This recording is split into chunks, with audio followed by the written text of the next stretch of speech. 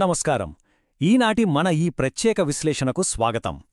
ఈరోజు మనం మాట్లాడుకోబోయే అంశం అక్షరాలా ప్రతి సామాన్య మరియు మధ్యతరగతి కుటుంబానికి ఒక పెద్ద భరోసా అని చెప్పొచ్చు. అదేంటంటే పోస్ట్ ఆఫీస్ యాక్సిడెంటల్ ఇన్షూరెన్స్. అవును, చాలా సులభంగా మనకు ఎంతో చేరువలో ఉండే పోస్టాఫీస్ అందించే ఈ అద్భుతమైన ఆర్థిక భద్రత గురించి ఇప్పుడు మనం పూర్తిగా తెలుసుకుందాం. సో ఏమాత్రం లేట్ చేయకుండా అసలు విషయానికొచ్చేద్దాం. ముందుగా మనం ఒక చేదు వాస్తవాన్ని మాట్లాడుకోవాలి. ఎప్పుడైనా సరే అనుకోకుండా ఏదన్నా పెద్ద వైద్యపరమైన అత్యవసర పరిస్థితి వచ్చినా లేదా ఒక పెద్ద ప్రమాదం జరిగినా ఆ సమయంలో కుటుంబానికి ఆర్థికంగా ఎవరు అండగా నిలుస్తారు? ఒకసారి ఊహించుకోండి, అసలే ఆర్థిక పరిస్థితులు అంతంత మాత్రంగా ఉన్నప్పుడు మన చుట్టూ ఉన్న వాళ్లు కూడా పెద్దగా సాయం చేయలేని పరిస్థితే ఎక్కువగా ఉంటుంది గదా. ఆ టైంలో బయటనుంచి సాయం దొరకడమంటే నిజంగా చాలా కష్టం. ఓకే, ఇప్పుడు అసలు పాయింట్లోకెళ్దాం. ఇక్కడ కనిపిస్తున్న ఈ నెంబర్ చూడండి, కేవలం 520 రూపాయలు. నిజమే, సంవత్సరానికి జస్ట్ 520 రూపాయల లాంటి ఒక చిన్న మొత్తంతో మొదలయ్యే ఈ పథకం ఒక కుటుంబం యొక్క ఆర్థిక భద్రతని ఎలా మార్చేస్తుందో చూస్తే ఖచ్చితంగా ఆశ్చర్యపోతారు.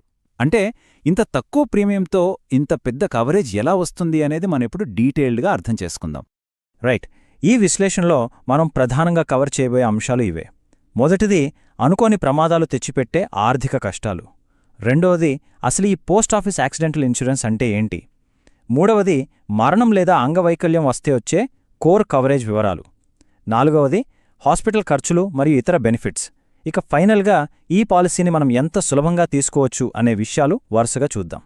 సో మన మొదటి విభాగం, అనుకోని ప్రమాదాలు మరియు ఆర్థిక సవాళ్లు. అసలు ఏ ఆర్థిక రక్షణ లేనప్పుడు కుటుంబాలు ఎంత ఇబ్బంది పడతాయో చూద్దాం.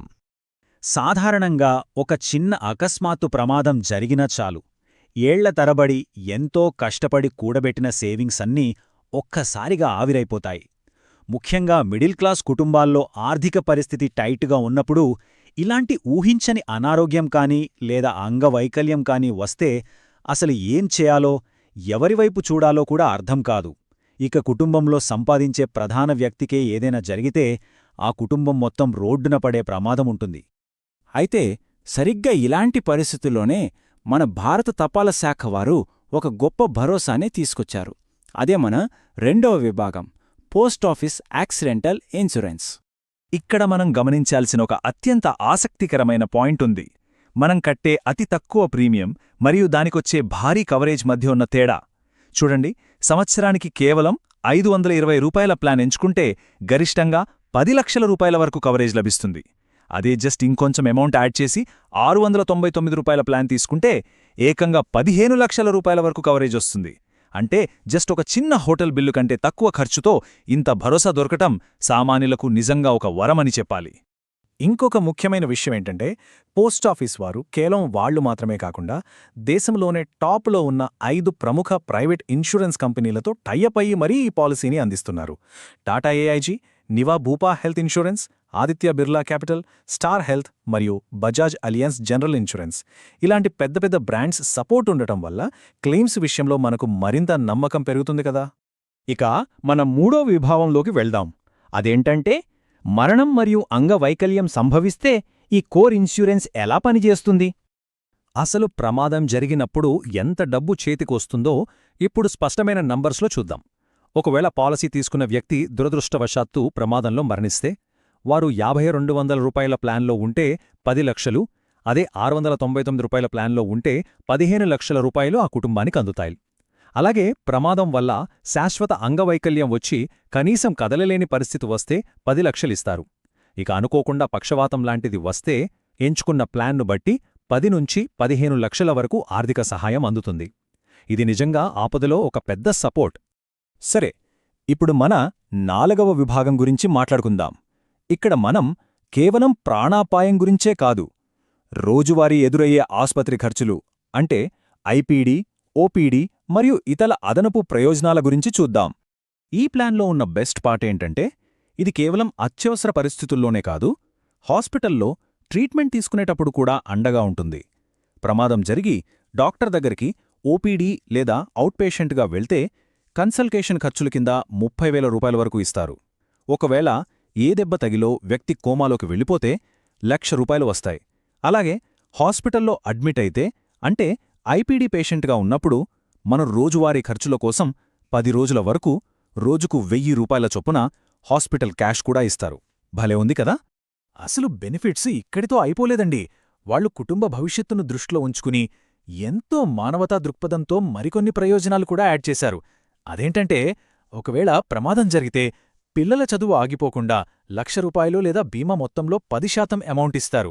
అంతేకాదు, పేషెంట్ని ఆస్పత్రికి తరలించడానికి అంబ్యులెన్స్ ఖర్చుల కింద 5,000 వరకు ఇస్తారు. అలాగే ఆ టైంలో కుటుంబ సభ్యులు ప్రయాణించడానికి రవాణా ఖర్చుల కింద ఏకంగా 25,000 వరకు, లేదా ఏది తక్కువైతే అది చెల్లిస్తారు. నిజానికి కష్టకాలంలో ఇలాంటి చిన్న చిన్న ఖర్చులు కూడా చాలా భారంగా అనిపిస్తాయి. అందుకే ఈ కవరేజ్ ఎంతో రిలీఫ్ ఇస్తుంది. ఇకపోతే మన ఆఖరి మరియు ఫైనల్ విభాగం.